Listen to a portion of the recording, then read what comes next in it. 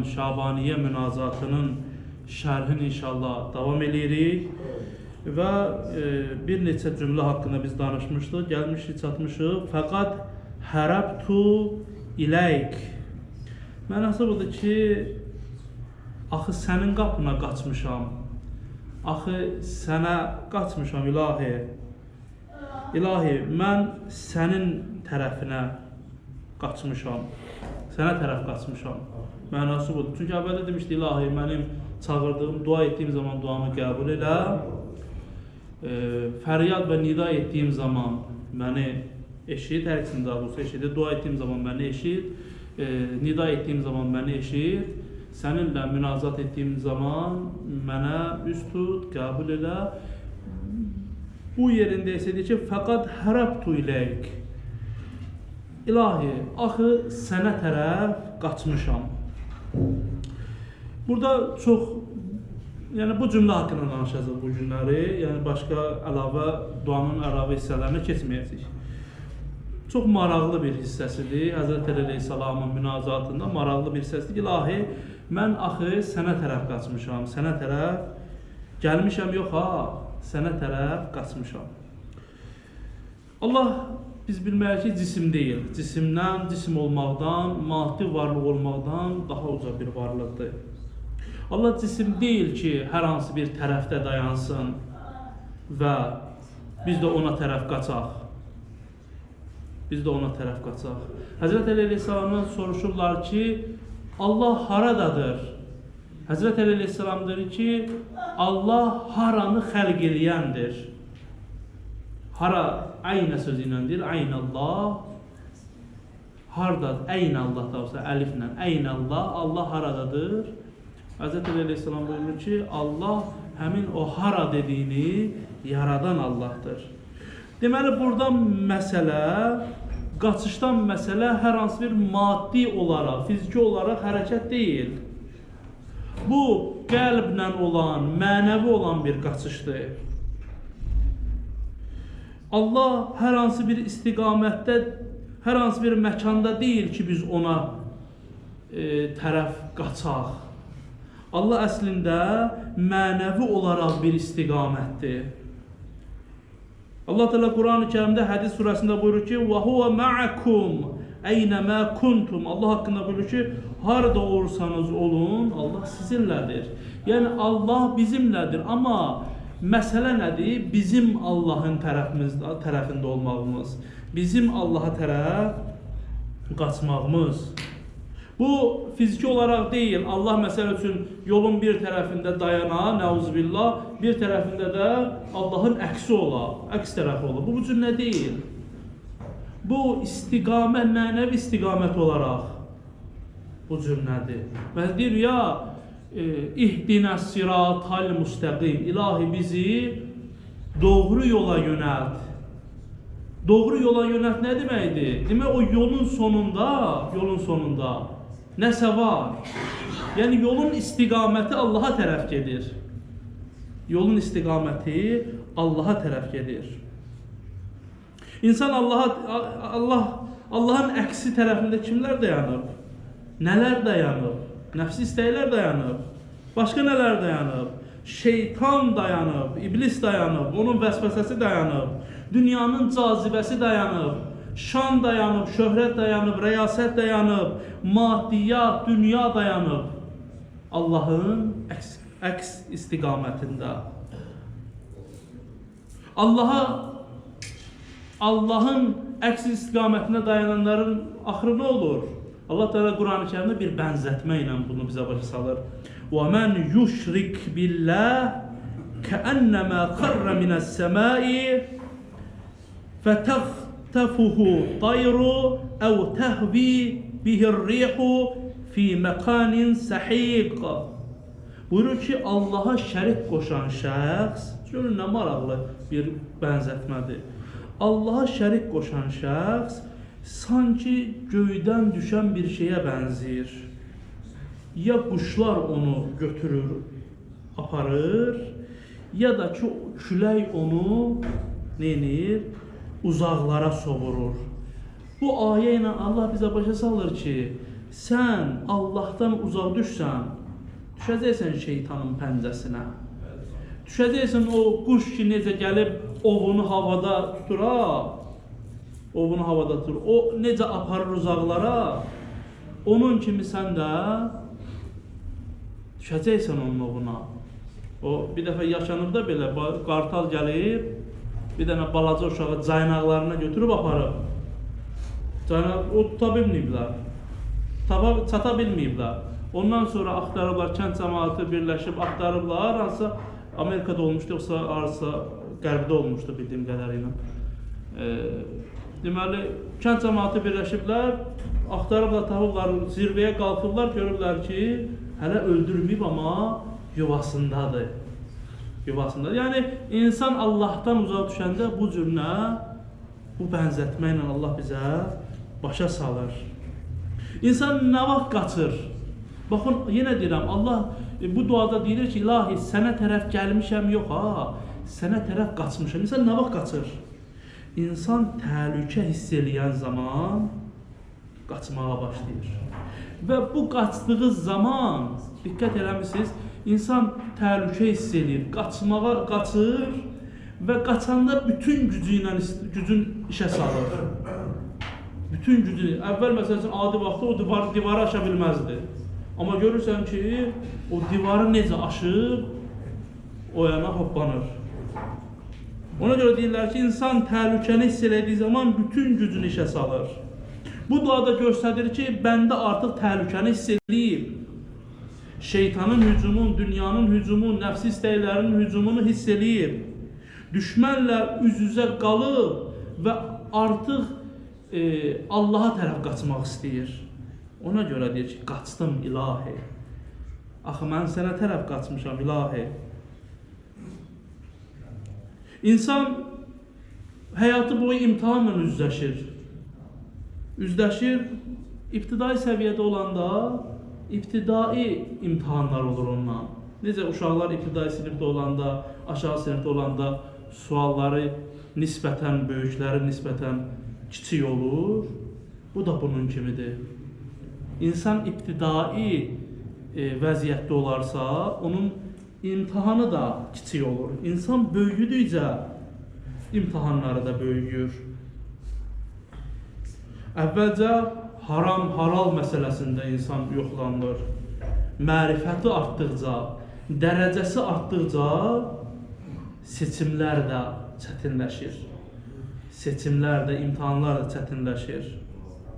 Bəzən insanlar halalla elə halal qarşısında seçim eləmək məcburiyyətində qalır.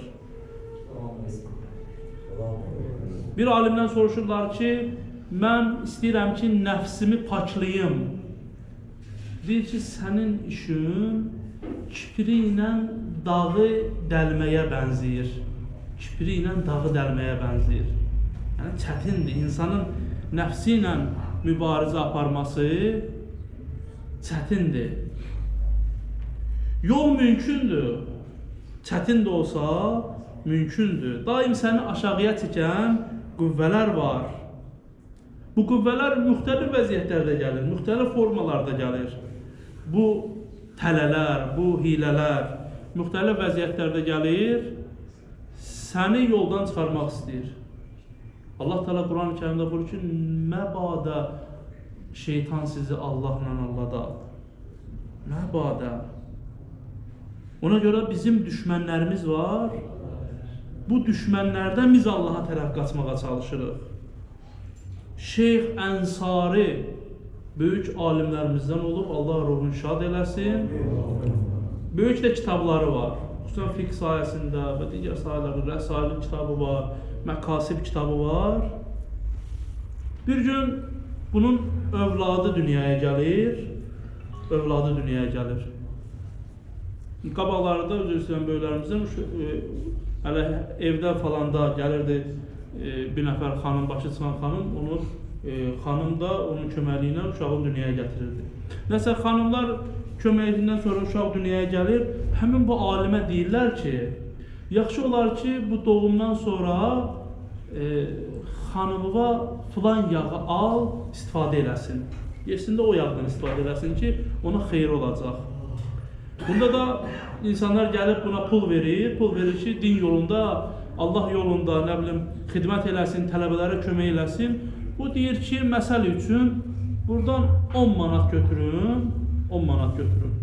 Ayırım, mən də zaten dinə xidmət edirəm də, 10 manat götürüm, indi 10 manatı mən deyirəm də, 10 manatı götürüm, yağ alaram, elə xəzdiyərəm ailəmə.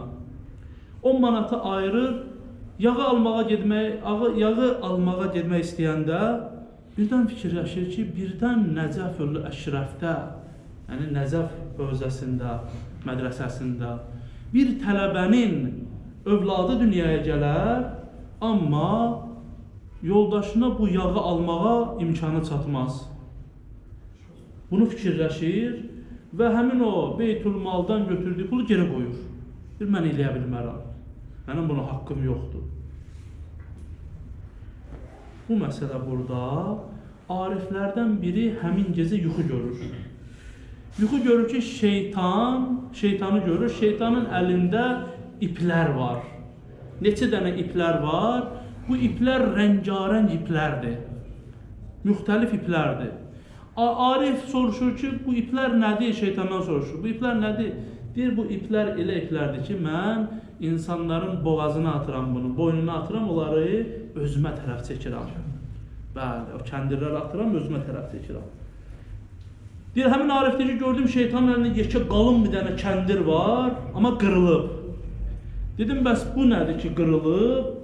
Deyir, bu günləri ya nə bilim gündüz vaxtı Şeyx Ənsarinin boğazına atmışdım bu ipi, amma Şeyx bu ipi saxlamadı. Şeyx bu ipi qırdı. Gəlir həmin Arif Şeyx Ənsarinin yanına, deyir ki, axşam yuxuda belə bir şey görmüşdüm.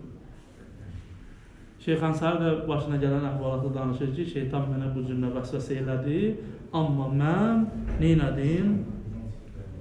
Amma mən o şeytanın vəsvəsəsindən imtina elədim, bəli, onun vəsvəsəsindən Allaha sığındım. Və Allaha şükür edir ki, şükür olsun sənə ilahi, mən o şeytanın zəncirini, o şeytanın kəndirini qırmağı bacardım.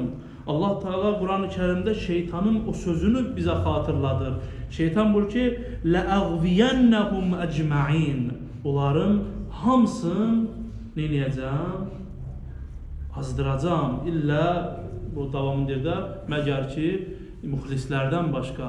لَعَقُدَنَّ عَلَى صِرَاتَكَ الْمُسْتَقِيمِ İlahi, sənin o sirat-ı müstəqim ki var, müminlər hər gün namazda o yola hidayət olmaq istəyirlər. Şeytan deyir ki, oturacam o sirat-ı müstəqimin üzərində. Onlara sağdan da, soldan da, arxadan da, qabaqdan da hücum eləyəcəm. Oymayacam sənə tərəf gəlsinlər.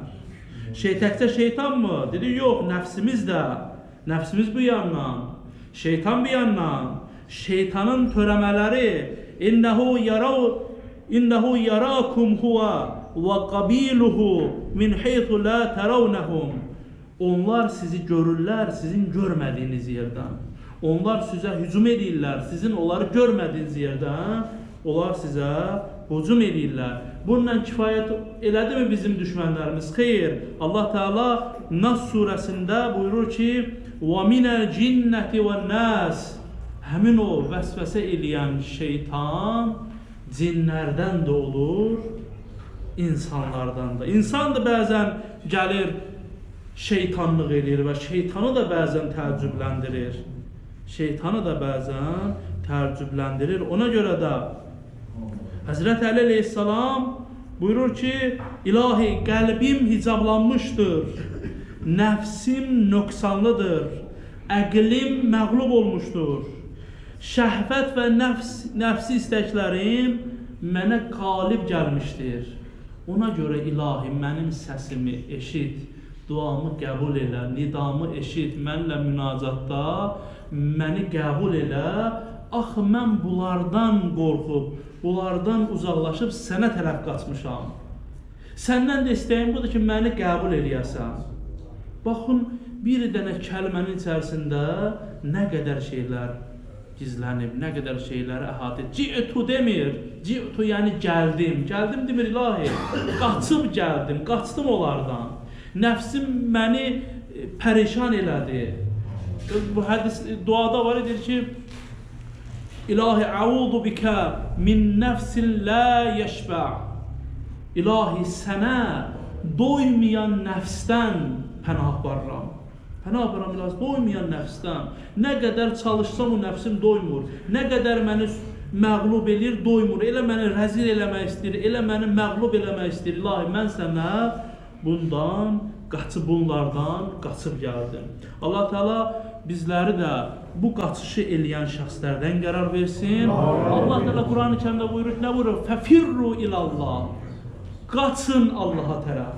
Bizim də qurtuluşumuz bundadır ki, Allaha tərəf qaçaq. Allaha tərəf qaçsaq, Allah da bizi qəbul edəcəkdir. Allah dualarımızı, ibadə itaətlərimizi, münazatlarımızı, zikirlərimizi ali dərəcədə qəbul eləsin. Muhammed və ali Muhammedə salavat eləyin.